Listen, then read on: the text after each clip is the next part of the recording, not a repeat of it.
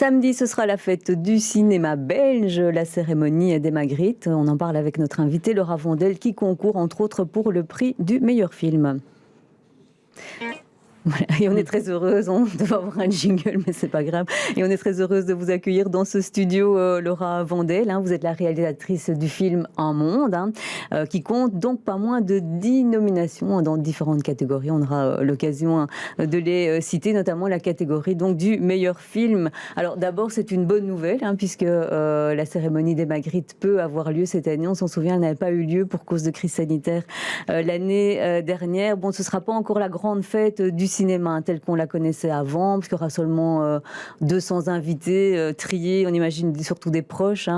Et donc la cérémonie va se dérouler à Square, au Mont des Arts, mais elle sera ouverte sur l'extérieur. On parle de tout ça ensemble, Laura Vondel, juste après avoir entendu Patrick Kiné, qui s'occupe de l'organisation des Magritte et qui est président de l'Académie André Delvaux. Il était l'invité de LCR, de David Courrier. Au départ, on imaginait qu'on allait pouvoir refaire la grande fête du cinéma belge avec les 1200 personnes. C'est pas pour tout de suite. Et puis en octobre, Omicron s'est invité dans l'histoire. Donc on s'est dit, aïe, on doit quand même tout de suite anticiper un peu les choses. Et tenant compte de cette restriction-là, on est parti dans un autre concept avec une limitation à 200 personnes. Donc, ambiance lounge. Oui, mais justement, on en a profité pour se dire, tant qu'à faire, parfois dans les contraintes, on va essayer d'expérimenter des choses un tout petit peu différentes que la grande salle qu'on voit partout dans toutes les cérémonies. Et donc là, on est parti grâce aussi à Nathalie Huffner, qui va mettre en scène tout ça. Avec tous ces comédiens. Ouais. Exactement. On est parti dans un autre concept aussi, avec plusieurs maîtres de cérémonie, et pas qu'un maître de cérémonie ou maîtresse de cérémonie. Donc ça va être lounge, ça va être plus intime, ça va être différent aussi en termes de décor, puisque ce sera dans le cube du Square, donc avec la vue sur Bruxelles et sa grande place. Exactement. Il se fait que cette année, en plus, ça tombe en même temps que Bright Bruxelles. Donc, tout Bruxelles sera illuminé. Et on y participera aussi, puisqu'on aura des projections sur les murs, les façades autour du Square avec du cinéma belge. Voilà le public qui sera quand même impliqué dans cette cérémonie des Magritte. Et Laura Vondel, vous y serez évidemment. Vous êtes avec vos proches, avec toute l'équipe du film Un Monde. Oui, effectivement. Oui. Et comment vous appréhendez cette soirée un petit stress? J'avoue que je suis assez stressée, oui, parce que c'est un événement tellement important pour le cinéma belge. Et c'est vrai que c'est encore plus stressant parce que, dans un certain sens, pour moi, c'est aussi une reconnaissance par mes pairs. Donc, voilà. Ça a plus d'importance pour vous, les Magritte, que d'être dans un certain regard au Festival de Cannes, parce qu'il faut le dire que votre film a quand même été salué par de la critique et au niveau international. Vous avez gagné aussi le prix du premier film dans un festival à Londres. Vous étiez à Cannes dans la catégorie Un certain regard. C'est quoi la différence pour vous entre tous ces festivals? Mais c'est vrai que je ne pourrais pas vraiment catégoriser en termes d'importance parce qu'effectivement, c'est tellement différent. Cannes, c'est vraiment aussi une certaine reconnaissance et une aura aussi internationale. Et les Magritte aussi, dans un certain sens, bien sûr. Mais là, je dirais que c'est vraiment plus, au niveau de la Belgique. Dans un certain sens. Donc, et là, c'est vraiment plus la reconnaissance par mes pairs belges. Donc, voilà. Alors, on va peut-être citer, quand même, on parlait de 10 nominations, on va quand même citer dans quelle catégorie. Donc, il y a d'abord le meilleur film, puis le meilleur premier film, parce que précisons tout de même que c'est votre premier film, très très remarqué. La meilleure réalisation, le meilleur scénario, la meilleure image, le meilleur son, le meilleur montage. Alors, il y a le meilleur espoir féminin pour Maya Van Der Beek, qui est la petite Nora dans le film, pour Günther Duret, qui joue le rôle de Abel, son frère, qui est le meilleur espoir masculin, et Laura Verlinden, qui, pour le meilleur second rôle, qui joue Madame Agnès.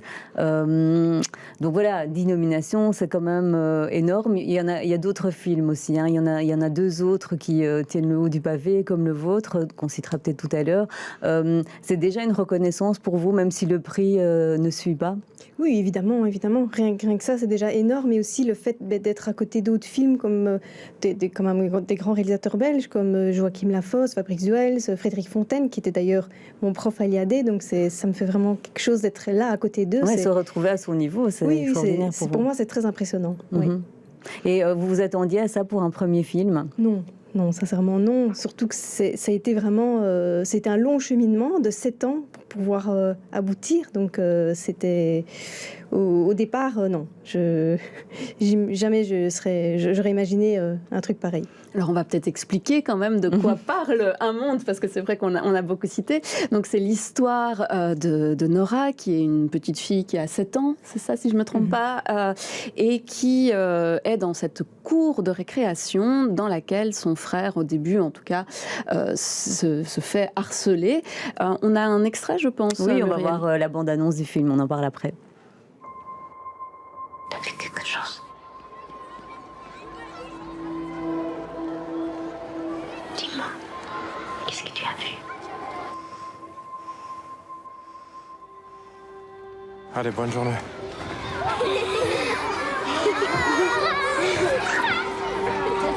Je veux rester avec toi. On jouera ce soir, d'accord? Par ici.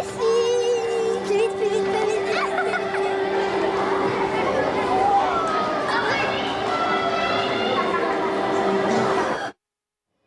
Pourquoi ils font ça?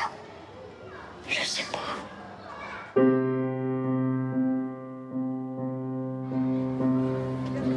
J'ai rien, personne. C'est quoi ça? C'est rouge. Donc j'ai marqué 2 buts. Mais de quoi je me rends? Qu'est-ce que tu viens de me dire?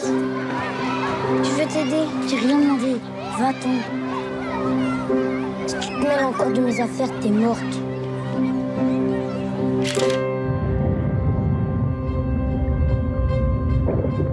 Super. Regarde bien devant toi. Je suis sûr que vous êtes capable de faire en sorte que ça se passe bien. Si vous avez un problème, vous m'en parlez, d'accord? Quand on aide, ça empire. On ne peut pas toujours aider les autres comme il faudrait qu'on les aide. Alors c'est un film que vous avez choisi de présenter à hauteur d'enfant. Donc c'est vraiment, on suit Nora. Quasiment du début jusqu'à la fin, elle ne quitte presque pas l'image, ou très très peu. Et tout est vu vraiment à sa hauteur. Et du coup, finalement, le monde adulte est présent, mais sans vraiment l'être. C'est ça? Oui, effectivement, c'était pour... parce qu'avec ce film, j'essaye aussi de reconfronter le spectateur à qu'est-ce que c'est que d'être un enfant à ce moment-là. Et du coup, de le reconfronter aussi à certaines sensations, ne fût-ce que... mais de ne pas tout voir, d'avoir aussi une certaine vision limitée sur le monde. Et c'est très important pour moi aussi que le spectateur puisse vivre de manière physique aussi au cinéma, que ce soit pas que intellectuel, que ce soit aussi une expérience immersive et physique. Et je m'étais dit que c'était peut-être la meilleure manière de raconter cette histoire. Et pour moi aussi, le hors-champ est très important parce qu'il me semble que ça permet au spectateur de projeter peut-être des choses de lui et ça lui offre une place aussi au niveau de la narration. Oui, on entend en fait beaucoup de dialogues qu'on ne voit pas. On ne voit pas nécessairement les personnes qui parlent. Et donc c'est vraiment toujours effectivement ce fait qu'on est quasiment à la place de Nora. Oui, et puis on se le disait ce matin en préparant l'émission, on a aussi cette impression de revivre un petit peu notre enfance. On ne se souvient pas forcément que la cour de récréation, c'était un monde si hostile. Par contre, on se souvient bien, on a froid avec elle quand elle sort de son cours de natation. De la piscine. Tout ça, c'est très important. On a aussi l'impression que les adultes ne savent pas comment réagir, qu'ils ont toujours la mauvaise réaction si on se met à la place de l'enfant. Vous avez ce sentiment ? Mais en fait, j'ai vraiment essayé de ne pas porter de regard de jugement, hein, bien sûr, sur comment agissent les adultes, mais plutôt les montrer toujours au travers du regard de Nora, plutôt démunis et n'ayant pas toujours les outils et ne sachant pas toujours quoi faire. Et par exemple, c'est vrai que le rôle de l'institutrice, Madame Agnès, c'est une des seules qui dit à un moment, parfois on ne sait pas toujours quoi faire. Et je crois que c'est important aussi de pouvoir dire à un moment à l'enfant, on ne sait pas toujours quoi faire. Parce que c'est vrai, je pense qu'il faut, comme on est toujours dans une société, il me semble, de performance, je crois que c'est aussi bien pour l'enfant qu'il sache que... effectivement, on ne sait pas toujours quoi faire et c'est normal et c'est humain. Voilà. Alors, c'est vrai, on parlait un petit peu de ce monde impitoyable de la cour de récréation. Alors, après, il y a de vrais faits de harcèlement qui touchent le grand frère. Il y a des choses aussi plus anodines qui pourraient en tout cas paraître anodines pour nous, adultes. Et comme ils sont vécus vraiment par Nora, on se rend compte que voilà, ce sont des choses... à notre âge, enfin à cet âge-là, quand on avait cet âge-là, c'était très très important. Et c'est vraiment de cette façon-là que vous vouliez vraiment qu'on se rende compte que ça peut être un monde impitoyable, le monde de l'école. Mais oui, c'est vrai que on vit les choses de manière intense souvent, et c'est pour ça que c'était important pour moi de montrer le point de vue d'une enfant qui arrive à l'école et qui découvre tous ces nouveaux microcosmes, les enjeux sociaux qui sont liés à ce microcosme, la première nécessité de s'intégrer, le besoin de reconnaissance, et tout ça, on le vit de manière très intense, souvent parce que c'est la première fois. Mais et son angoisse, on la vit nous aussi en tant que spectateurs. Oui, et c'est pour renvoyer le spectateur à ce premier temps de l'école par lequel on est tous passés. Évidemment, on n'a pas tous vécu des choses comme ça, mais je pense que chacun des spectateurs peut se reconnaître dans des petites choses dans ce film. Oui, exactement. Alors, on parlait du succès, je veux dire de la reconnaissance des pairs, qu'on espère pour vous à l'occasion de cette cérémonie des Magritte. Mais il y a en tout cas, ce qui est sûr, c'est une reconnaissance du public. Et d'ailleurs, le film est toujours à l'affiche. Il a une certaine longévité, parce que ça fait 4 mois qu'il est à l'affiche, oui, notamment au Palace. Oui. Donc ça, c'est quelque chose aussi de très très beau. Et c'est vrai que il continue à être vu. Donc là, il est à un peu plus de 23 000 entrées, ce qui, il me semble, est quand même pas mal. Pour du cinéma Surtout, belge, oui, c'est dans ce contexte. Et voilà, ça continue, il continue apparemment à susciter beaucoup d'intérêt. Et puis bon, là, aujourd'hui, par exemple, il sort aux États-Unis. La semaine prochaine, il va sortir en Espagne, il va sortir en Angleterre, en Autriche. Enfin, il est vraiment, il est acheté un peu partout dans le monde. Et donc ça, c'est quelque chose aussi qui est super, parce que ça prouve aussi le caractère universel de ce film. Et ça, c'est grâce au retentissement notamment des autres festivals de Cannes et Londres et les autres festivals. Oui, je pense, parce que ça offre vraiment une visibilité extraordinaire. Oui. On dit souvent que c'est assez compliqué en Belgique de trouver des financements aussi. Votre film est 100% belge. Est-ce que ça a été compliqué en tant que premier film, parce que vous aviez fait déjà un court-métrage qui avait été remarqué, mais c'est votre premier long-métrage. Est-ce que ça a été compliqué d'obtenir ces aides et ce financement ? C'est vrai que ça n'a pas toujours été évident, mais aussi parce qu'il y a plein de projets, il y a plein de bons projets, donc c'est compliqué à un moment de faire un choix. Mais ce dont je suis contente, c'est que j'ai, en tout cas aussi avec mon équipe, on a tenu bon dans la manière dont on avait envie de faire ce film. Et ça, c'était très très important, quitte à faire peut-être certains sacrifices, mais en même temps, c'était pour le bien du film. Et donc voilà, on a tenu bon tous ensemble jusqu'au bout. Et voilà. Et est-ce que pour vous, il faudrait mettre plus en avant quand même le cinéma belge ?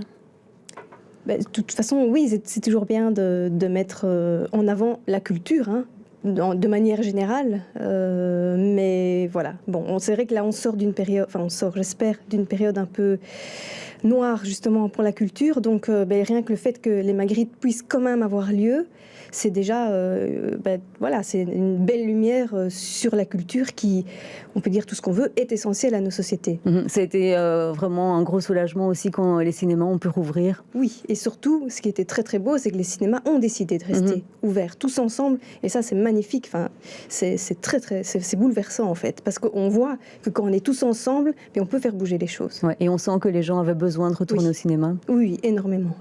Ça c'est voilà.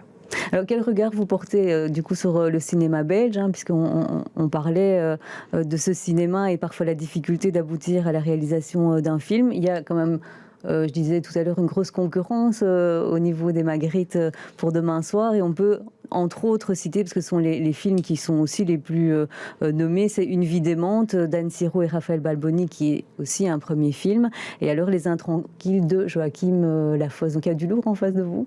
Oui, mais encore une fois, ça montre la diversité du cinéma. Il me semble que c'est un cinéma qui se renouvelle, qui cherche, qui est constamment en mouvement et qui est de plus en plus reconnu à l'international. Donc ça, c'est une grande fierté, encore une fois, pour le petit pays qu'on est. Je trouve qu'on a vraiment un niveau assez haut, au niveau du cinéma, mais encore une fois, de la culture en général. Et puis vous aurez peut-être découvert 2 nouveaux acteurs, de jeunes acteurs. Ça a été compliqué de trouver vos enfants, parce qu'on l'a dit, ils sont tous les 2 nommés dans meilleur espoir masculin et meilleur espoir féminin. Donc tout jeune, c'est quand même compliqué de faire jouer des enfants. Oui, mais ils ont été tous les 2 extraordinaires. Et c'est vrai que j'oublierai jamais le moment où Maya est arrivée au casting. Donc elle avait 7 ans et elle m'a dit, du haut de ses 7 ans, je veux donner toute ma force à ce film. Et ce qu'elle a fait, elle a fait, et Günther aussi d'ailleurs. Et c'est vrai que ce qui me bouleverserait particulièrement, ce serait vrai que si... Voilà. Ce sont les prix que vous voudriez vraiment... Oui, ouais. ce serait... Parce qu'ils ont donné tellement d'eux, ils ont tellement travaillé. Et voilà, je trouve qu'ils le méritent. Et c'est un film qui a été porté par toute une équipe aussi. Oui, il y a le prix du meilleur montage aussi, si je ne m'abuse. Meilleur montage, meilleure image, oui, voilà, on a porté ce film ensemble dans les moments difficiles, dans les moments... voilà. Si mon équipe n'avait pas été là, c'est évidemment, mais ce film ne serait pas là, on ne serait pas là, donc voilà. Alors, donc il y a une mise en lumière quand même des Magritte, et donc Patrick Kiné expliquait que normalement après la cérémonie des Magritte, les films qui ont concouru, donc tous ces films belges vont avoir une deuxième vie dans certains cinémas. Donc voilà, c'est encore l'espoir qu'il va encore y avoir un petit peu plus de retentissement auprès du grand public qui n'en avait pas entendu parler, qui n'avait pas eu la chance encore d'aller le voir. Oui, ça c'est vrai que c'est... Voilà, au plus le film peut vivre, et au mieux c'est, évidemment. On fait des films quand même pour les spectateurs. Donc, Est-ce que vous avez d'autres projets ? Oui, j'écris, enfin pas pour le moment, parce que c'est vrai que là j'ai accompagné beaucoup le film un peu partout, mais j'ai un projet, oui. Je commence à développer quelque chose, oui. Mais on n'en saura pas plus, évidemment. C'est un peu compliqué à ce stade-ci, parce que c'est vraiment le début. Ouais.